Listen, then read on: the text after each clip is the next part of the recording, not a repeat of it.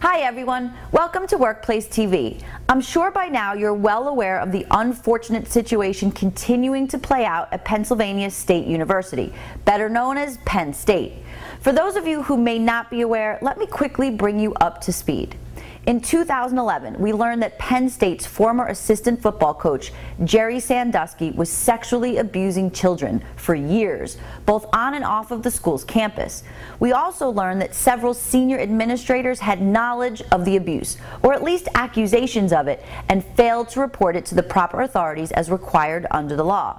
Not only did they not report it, they did nothing about it. They didn't investigate the situation or address it in any other appropriate way. When the story first broke, we anticipated that the damages to the university would be in the tens of millions of dollars. Boy, were we off in our figures. We totally underestimated the devastating impact that this debacle has had on the individuals involved and the university as a whole, and not just financially. In addition to Sandusky spending a minimum of 60 years in prison and the many civil lawsuits filed against both he and the university, the NCAA has imposed significant penalties against Penn State, including a $60 million fine, a 4-year postseason ban, and a 5-year probation. They have also vacated all of the team's wins dating back to 1998. The reason this story is important to me and should be important to you is why it happened.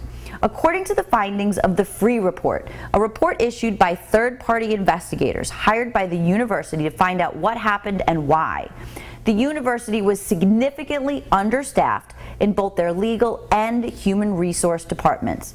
They did not have the appropriate level HR professional within the organization, which means that there was no one overseeing compliance with the laws and holding people accountable for compliance. So even though they did apparently have over 350 policies and procedures in place, they were not followed with any consistency by the different departments throughout the university.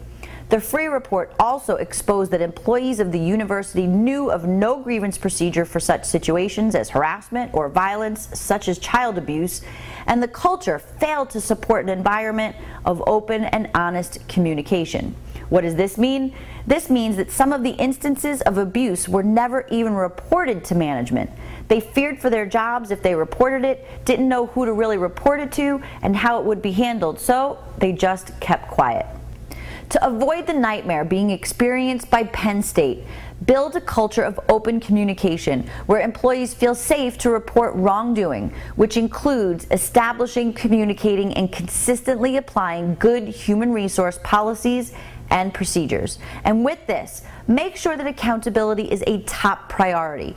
Ensure that managers at all levels know that once they have knowledge of alleged harassment, discrimination, bullying, violence, and however they obtain that knowledge, they have a duty to report it immediately to the proper authorities. This is their legal responsibility.